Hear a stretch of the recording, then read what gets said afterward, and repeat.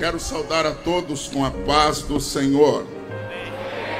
A Deus seja a honra, a glória e o louvor para sempre. Podeis estar assentados os que o têm, por gentileza. Uma noite singular.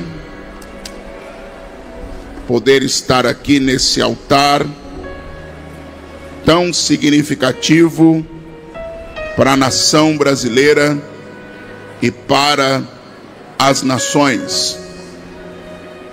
Quero externar gratidão ao Deus que me deu vida, me salvou e me escolheu com santa vocação.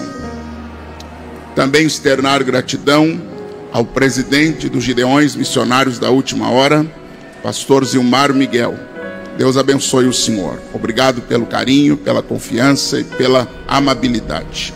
Também sua muito digna esposa, irmã Maria.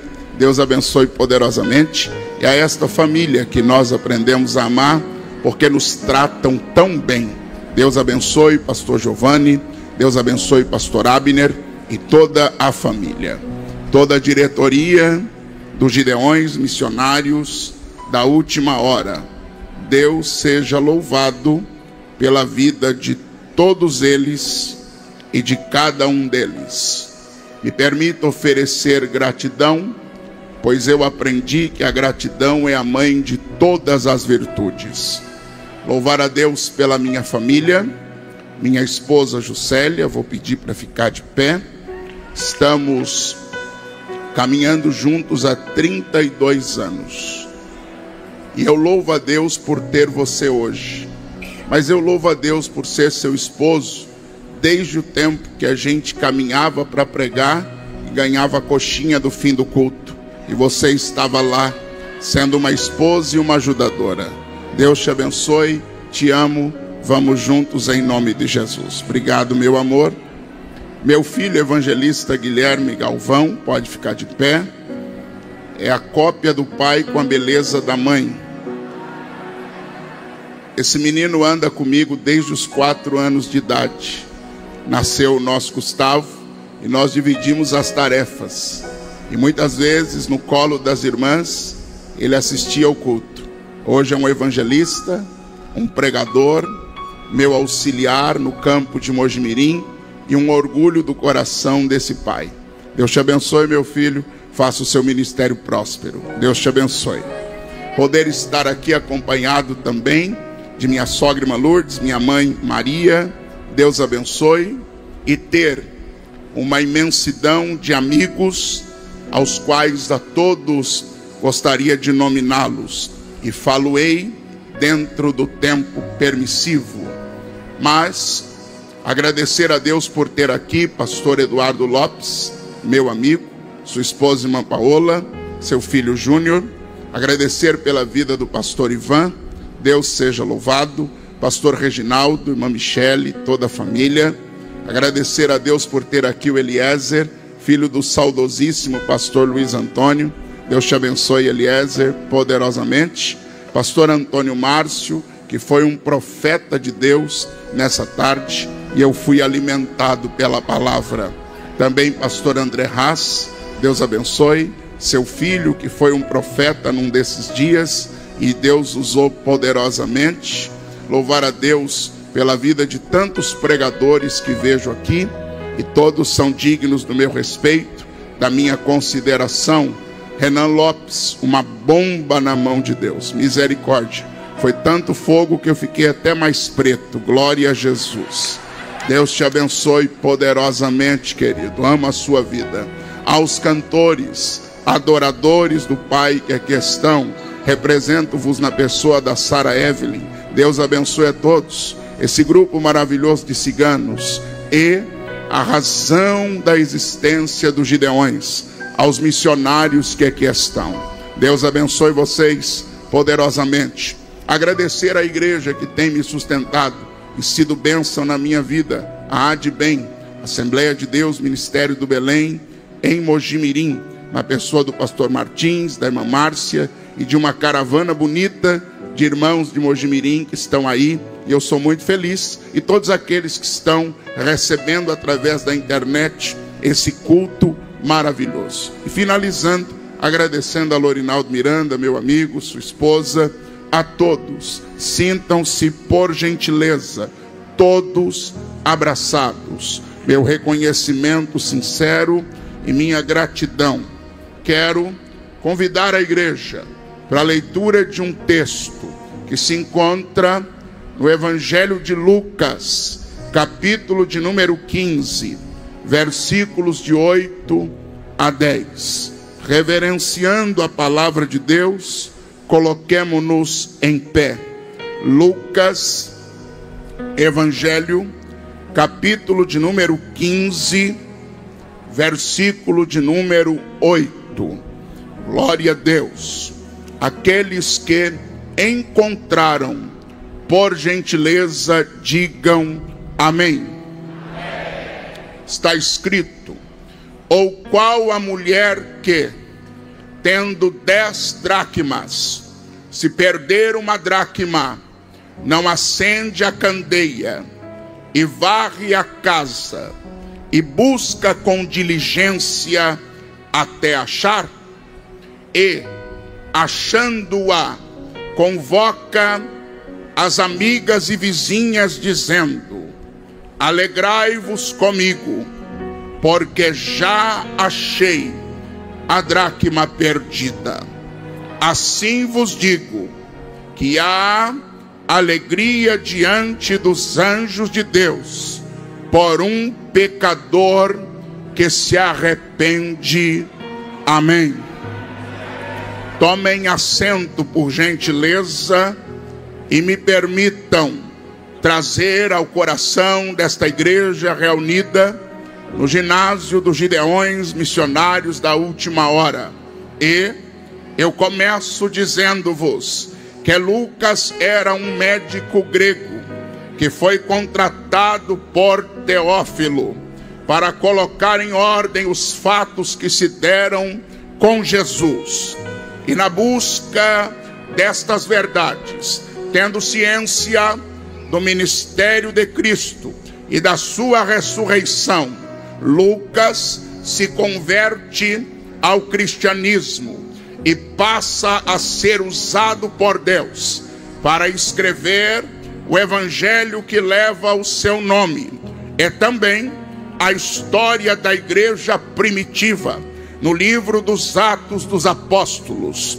Me faz causar interesse o fato de Lucas ser o único escritor bíblico não judeu.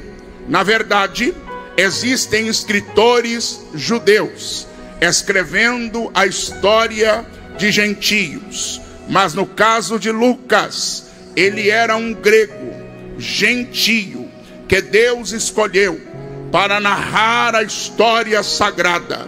Ou seja, Lucas era um improvável, mas Deus o escolheu. Me faz lembrar do que Paulo escreveu à igreja de Corinto, em 1 Coríntios 1, 28, parte B, dizendo: Deus escolhe as coisas que não são para aniquilar aquelas que são. E eu declaro: Deus é o Deus dos improváveis. Vou repetir: Deus é o Deus dos improváveis. Em Atos dos Apóstolos, capítulo 16, versículo 10, percebemos que Lucas, na narrativa sagrada, se inclui na viagem do apóstolo Paulo para a Macedônia, e também se inclui entre os que pregaram o evangelho lá. O versículo diz: logo depois desta visão, procuramos, está Lucas incluído, partir para a Macedônia, concluindo que o Senhor nos chamava para lhes anunciarmos o evangelho. Então, além de improvável para escrever a história. Lucas agora é parte da história. E hoje eu quero declarar a você, gideonita, que neste congresso, 40º Gideões Missionários da Última Hora, ainda que você seja um improvável, ainda que você seja uma improvável, Deus te levantou, te escolheu e você faz parte desta história. Eu não consigo chegar aqui e deixar de me lembrar que é muito antes de ter a honra de ser um dos pregadores deste congresso, eu vinha muitos anos antes de excursão de Campinas a Camboriú, vinha junto com meus irmãos e permanecia aí embaixo, onde vocês estão, adorando a Deus, ouvindo palavra e sendo cheio do Espírito Santo. Houve um ano nesse ginásio que o poder foi tanto que eu fui falando línguas estranhas sem conseguir parar, do ginásio até o hotel. Então eu posso me unir a vocês e declarar: eu faço parte desta história. Você tem mais alguém neste ginásio que faz parte desta história? Levante a tua mão e dê um brado de glória a Deus esta noite. Ora, podemos dizer que o capítulo 15 do Evangelho de Lucas é um registro do ministério de Cristo, destacado e organizado com perfeição e precisão por aquele que o apóstolo Paulo chamava de médico amado. Temos neste capítulo a parábola da ovelha perdida, a parábola da dracma perdida, a parábola do filho pródigo. Podemos perceber ao longo dos evangelhos que é um dos instrumentos que o meigo nazareno usou para transmitir a mensagem e o seu ensino com sua grande sabedoria foram as parábolas. As parábolas são um meio de comunicação muito eficiente e muito usado na Bíblia. Parábola é uma narrativa alegórica que utiliza elementos do cotidiano para transmitir uma verdade ou um ensinamento moral, espiritual ou teológico. Jesus usou parábolas para tornar seus ensinamentos acessíveis e impactantes para aqueles que o ouviam. A definição da parábola é literalmente colocar ao lado, tendo como propósito provocar uma reflexão e confrontar os ouvintes com verdades que precisam ser entendidas. Quem não gosta de ouvir verdade não vai andar com Jesus. Quem não gosta de ser confrontado não vai andar com Jesus. Nós temos na parábola do semeador um alerta e uma verdade muito grande. Mateus, no capítulo 13, versículos 18 e 19, escreve: escutai vós, pois, a parábola do semeador. Quando alguém ouve a palavra do reino e não a entende, vem o maligno e arrebata o que foi semeado no seu coração.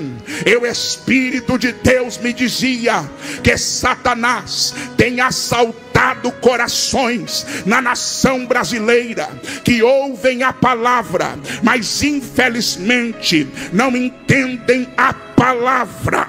Porém, nesta noite, eu venho na fúria do leão da tribo de Judá, dizer a este povo com muita convicção e declarar: o inimigo não vai roubar a palavra que Deus mandou para o teu coração. Não, eu vou dizer de novo, porque estou sentindo autoridade. O diabo não vai roubar a palavra que Deus mandou para o teu coração.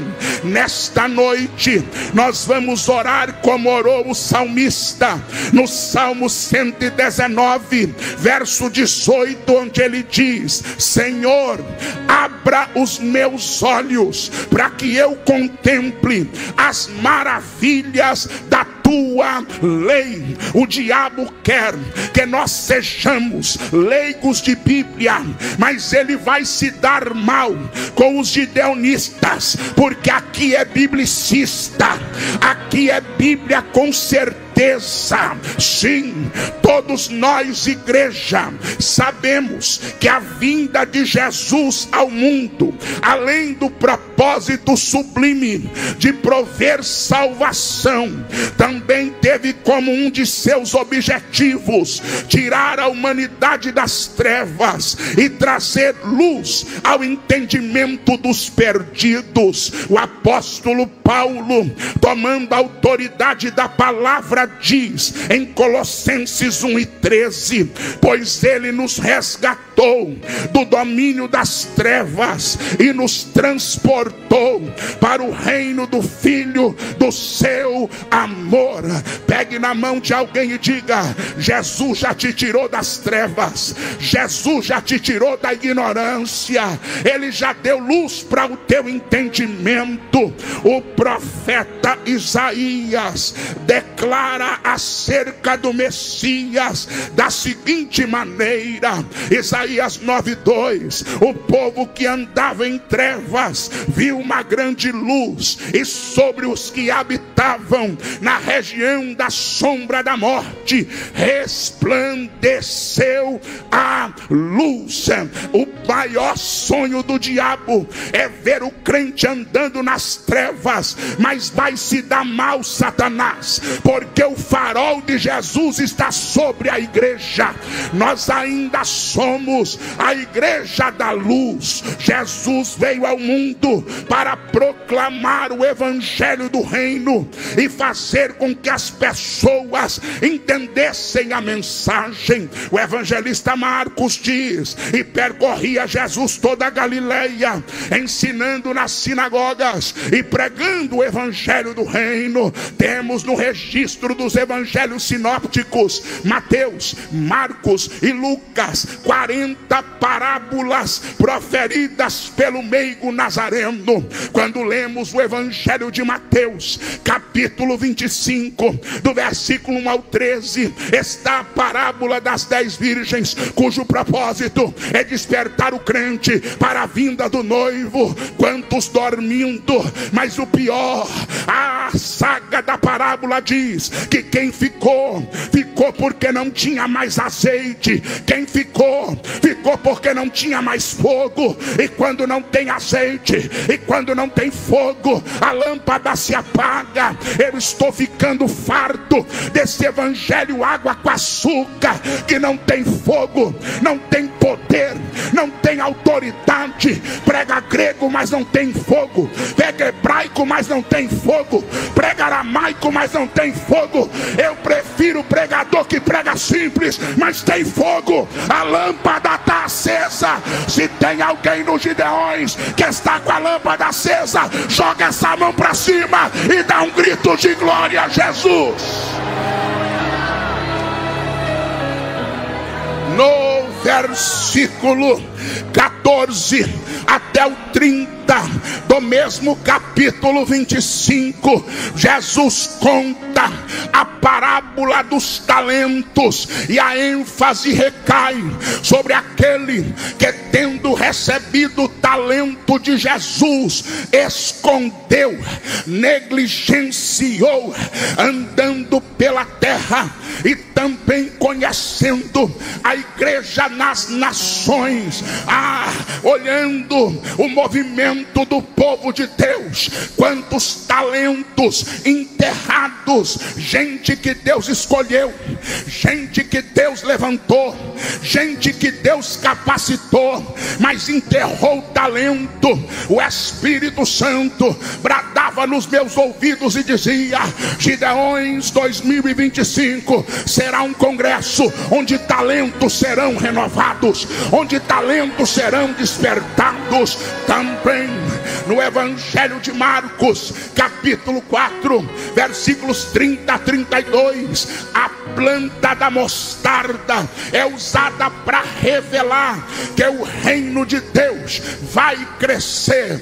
Começou pequeno, mas vai crescer. Assim disse o Deus da sua sabedoria, e está escrito no livro de Jó: o teu começo terá sido pequeno, mas o teu último estado crescerá em abundância. Fica tranquilo, quem nasce grande é monstro. Crente nasce pequeno, ministério nasce pequeno, e o diabo olha para o ministério pequeno e diz: vai acabar. O diabo olha para o ministério pequeno e diz: não vai dar conta. Mas quem deu o ministério está dizendo: fica tranquilo que vai crescer, fica tranquilo que eu vou honrar, fica tranquilo que eu vou levantar.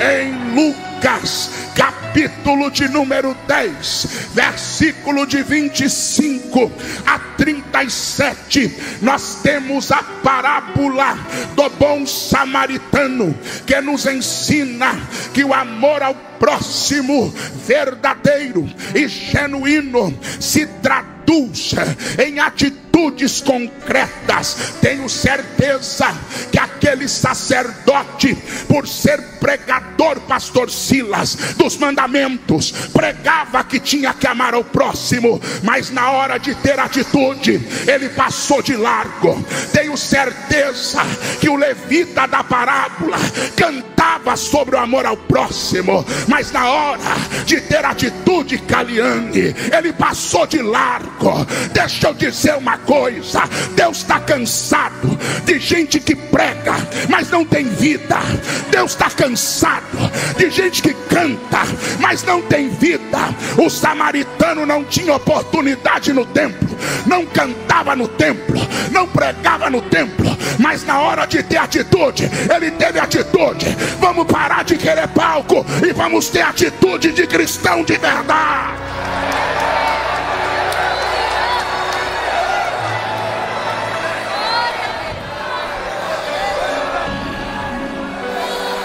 Aleluia. Pega na mão de alguém e diga: menos glamour e mais evangelho. Não diga com autoridade, diga: menos glamour e mais evangelho. Não, você está tímido, gideonita. Balança a mão desse crente e diga: menos glamour e mais evangelho. Menos glamour e mais evangelho. Agora, na parábola da dracma perdida, registrada pelo evangelista Lucas, nós podemos, à guisa de interpretação, termos a mulher representando a igreja, temos a casa representando o templo, e termos a dracma simbolizando uma vida preciosa que se perdeu. Interessante que na parábola da ovelha, ela se perde e fica fora do aprisco. Na parábola do filho pródigo, ele se perde e fica fora da casa do pai. Porém, na parábola da dracma, ela é perdida dentro de casa, dentro desta palavra, e através da inspiração que Deus me deu, o Senhor me despertou para a realidade e a necessidade da obra missionária na Judeia, em Samaria e até os confins da terra. Temos sim que ir aos 4 quadrantes do planeta, levar o evangelho. Temos que pregar a tempo e fora de tempo. Porém, o Espírito de Jesus Cristo bradou guardou no meu coração, dizendo que Jerusalém está incluída na tarefa missionária. Jerusalém, na época de Jesus, era o centro da religiosidade e da espiritualidade, a cidade onde estava o templo de Deus, a cidade onde se concentravam as grandes escolas de teologia daquele tempo. Contudo, Jerusalém havia se corrompido com o legalismo hipócrita dos fariseus, com a incredulidade dos saduceus, que não criam mais no sobrenatural, com o rigor separatista e exclusivista dos essênios, e com a politicagem profana dos herodianos. É triste constatar que no tempo de Jesus, o santo templo de Jerusalém havia se tornado um lugar onde cambistas negociavam o sagrado, associados com sacerdotes corruptos. Mas o que ninguém contava era que Jesus chegaria no templo para pôr ordem naquela balbúrdia. O escritor sagrado, evangelista Marcos, diz em Marcos 11:15: e vieram a Jerusalém, e Jesus entrando no templo, e Jesus entrando no templo, e Jesus entrando no templo, e Jesus entrando no templo. Veio para pregar? Não, hoje ele não veio para pregar. Veio para fazer um sermão novo? Não, hoje ele não veio para fazer sermão novo. Veio para se apresentar? Não, hoje ele não veio para se apresentar. Nesse dia ele entrou no templo para jogar a mesa de cambista para baixo.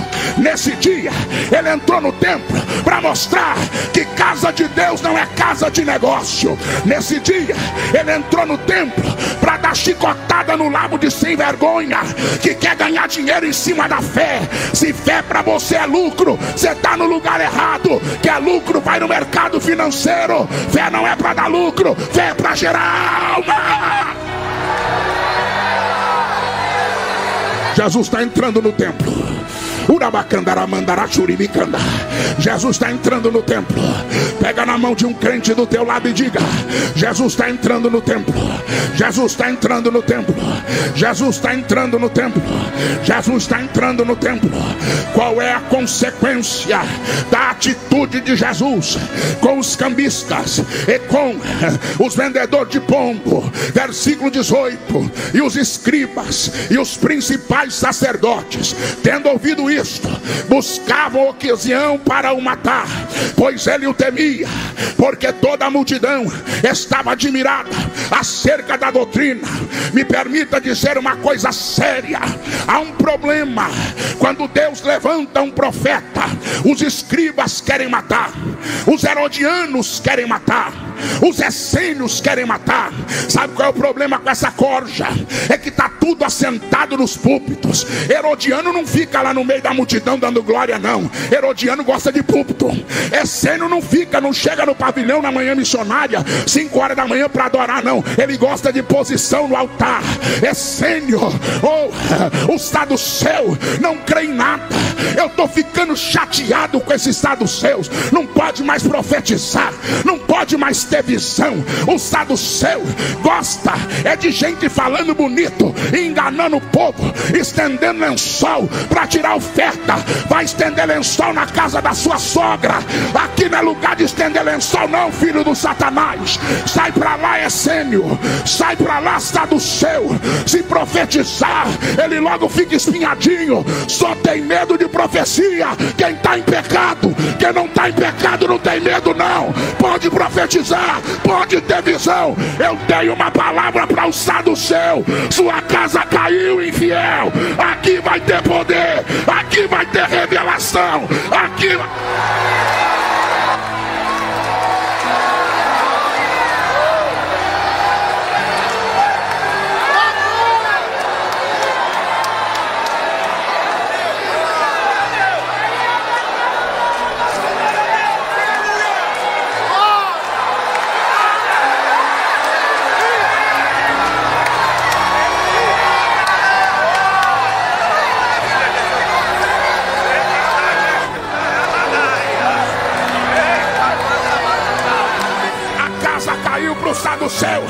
Onde tiver um crente pentecostal, solta um grito para o saduceu ficar triste.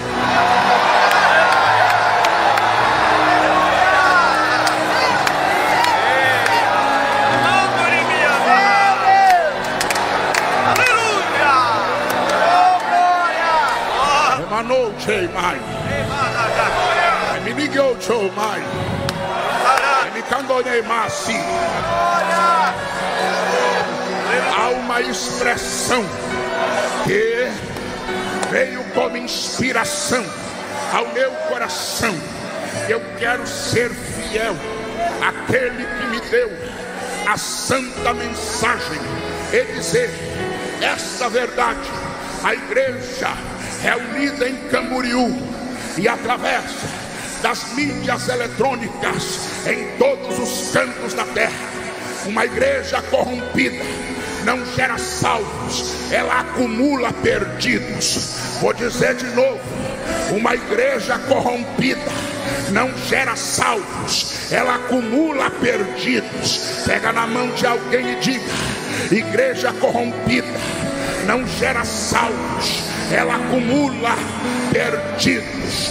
Por isso, no zelo da sua graça e no poder da sua misericórdia, Jesus nos alerta: tem vidas preciosas perdidas dentro do templo. A dracma está na casa, mas está perdida. Frequenta culto, mas não cultua. Frequenta trabalho de oração, mas não ora. Frequenta congresso, mas não congrega. Frequenta culto pentecostal, mas não recebe o fogo do Pentecoste. Pessoas que estão iludidas, muitas vezes vidas preciosas, que nem percebem que estão na casa, mas estão perdidos. Mas o texto bíblico, que não falha, me diz que foi a mulher quem percebeu que a dracma havia se perdido. Versículo 8: ou qual a mulher que tendo 10 dracmas, se perder uma, não acende a candeia e vai à casa e busca com diligência até achar. Digo com autoridade: enquanto a candeia estiver apagada, enquanto a sujeira permanecer na casa, e enquanto houver conformismo, a dracma continuará perdida. Mas esta noite haverá um despertamento. Igreja missionária da última hora, é tempo de acender a candeia, é tempo de pregar a palavra. Esta noite o Espírito Santo diz a você o que disse a Isaías: levanta-te, resplandece, porque já vem a tua luz, e a glória do Senhor vai nascendo sobre ti.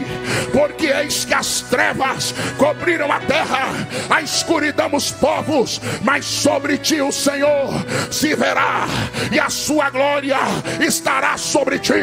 Deus manda dizer: esta igreja caminhará na luz do Senhor, esta igreja caminhará na autoridade da palavra. Chega de invencionice, chega de malabarismo, chega de coach. Vamos voltar para a palavra, vamos voltar para a palavra. Onde está sua Bíblia? Onde está sua Bíblia? Espada do Espírito, bota ela lá em cima, bota ela lá em cima. O diabo não tem medo de linguagem neurocientífica, o diabo não tem medo de qualificação, aleluia, técnica. Mas um crente com a palavra põe Satanás para correr. Onde está a palavra? Onde está a palavra? Onde está a palavra? Vamos parar de pregar o que está saindo no jornal, no Google. Chega dessa besteirada. Igreja não quer saber o que está no Google, igreja não quer saber o que está na revista, igreja não quer saber o que está no jornal. A igreja quer Bíblia, a igreja quer Bíblia, a igreja quer Bíblia. Já vou terminar. Igreja missionária da última hora, é tempo de varrer a casa e tirar a sujeira.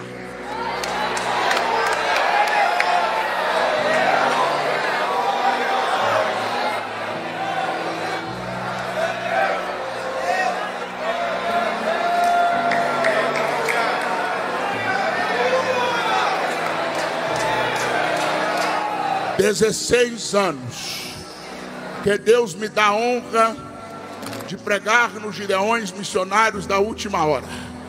E nesses 15 anos, eu nunca fui um covarde. Debaixo de pressão, debaixo de peia, debaixo de crítica, sendo jogado de lado, sendo humilhado, deixado para depois, mas eu nunca fui um covarde. Se colocar de noite, Tiago Donato, o negrão prega. Se colocar de tarde, o negrão prega. Se colocar de manhã, o negrão prega. E se nem colocar, o negrão prega.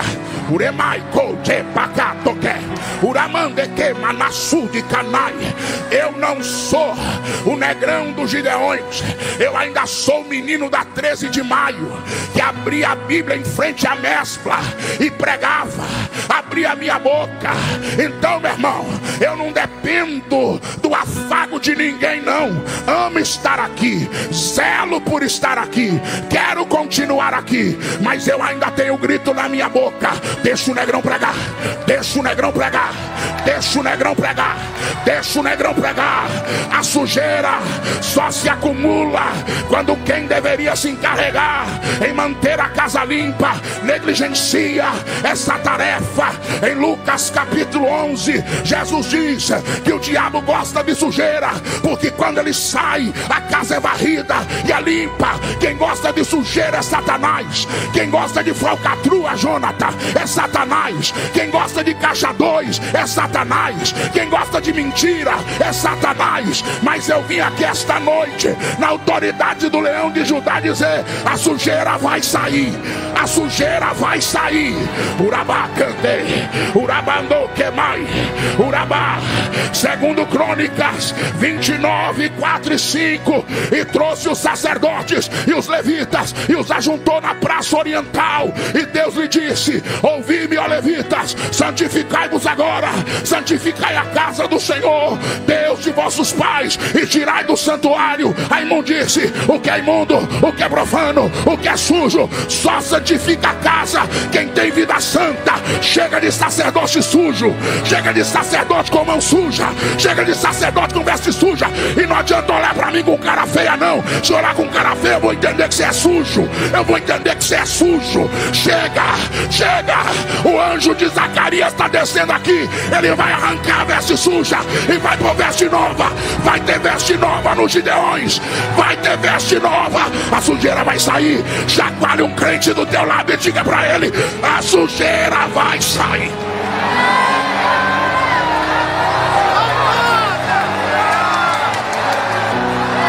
Fazem 6 anos que eu te ouço na madrugada, me pedindo e dizendo: tira a sujeira, Deus, tira a sujeira, Deus. Este ano, minha serva, será o 7º ano, e o ano 7 é o ano da minha perfeição. Eu me levantei do céu, a sujeira vai sair, assim diz o Senhor. Debi, Jomi, Kawi, Prewi, Laui, Joey, Canti, Bragi, Jomi, Manti, Fragi, Jomi, Debi, Boi, Laui, Dimanaia, Demanchou, Demai, Remanda, Lebanaia. Tem uns filhos do diabo dizendo: se tirar a sujeira, as almas não vêm. Mentira de Satanás. Quando a sujeira sai, a dracma é achada. Quando a sujeira sai, as almas se convertem. Quando a sujeira... Cadê o grito de santo, ciganaiada? Cadê o grito de santo? Cadê o grito de santo, igreja? Cadê? Cadê? Eu quero ouvir esse ginásio dizendo: santo, santo. Eu vou te dar 1 minuto. Só quem não gosta de sujeira grita: santo.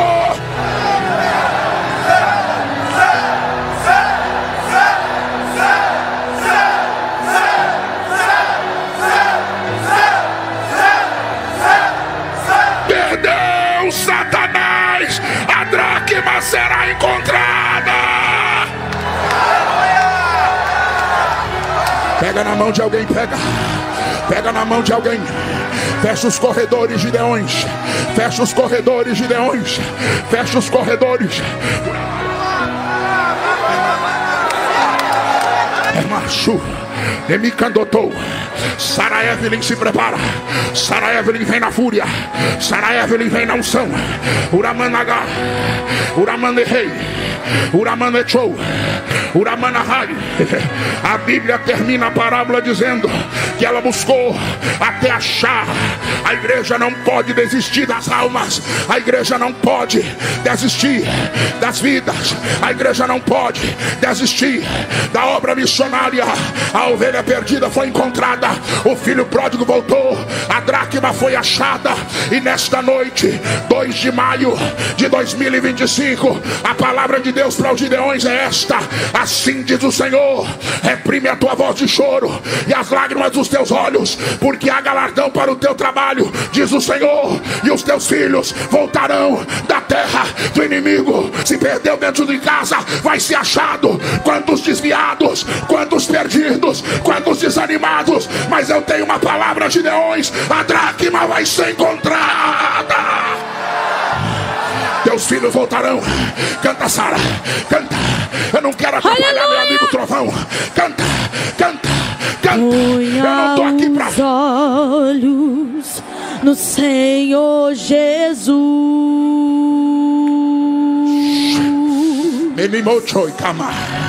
Segure a mão de quem está à tua direita. Receba a bênção. Sara, eu amo esse hino, mas eu vou gritar bem alto para todo mundo ouvir. Eu quero Pentecoste. Chega desse negócio de mamão com açúcar. Chega desse negócio de hino worship. E de hoje é hino worship. E de hoje é hino de fogo. Lá para baixa da égua. Eu quero fogo, rapaz. Eu quero fogo, rapaz. Eu quero fogo, rapaz. Eu quero fogo, rapaz. Urabacandala mandara sou. Urabachema na candala. Olha o renovo, Renan. Olha o renovo, Renan. Olha o renovo, Eduardo. Olha o renovo, Lorinaldo. Olha o renovo.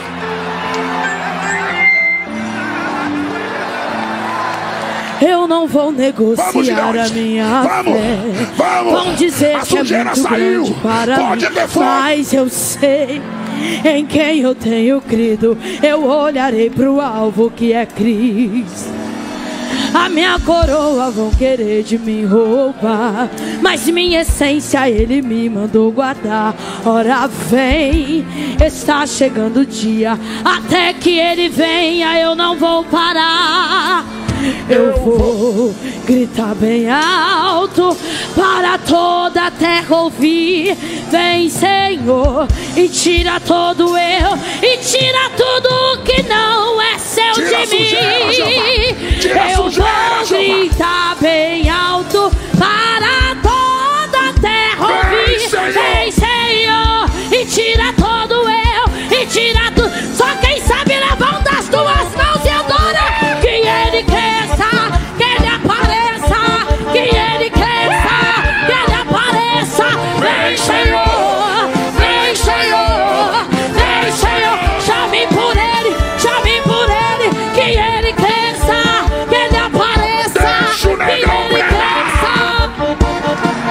Vem, Senhor, vem, Senhor, vem, Senhor. Diga, eu não vou negociar a minha fé. Vão dizer que é muito grande para mim, mas eu sei em quem eu tenho crido. Eu olharei pro alvo que é Cristo. A minha coroa vão querer de me roubar, mas minha essência Ele me mandou guardar. Ora vem, está chegando o dia, até que Ele vem. E o que você veio fazer? Diga, eu.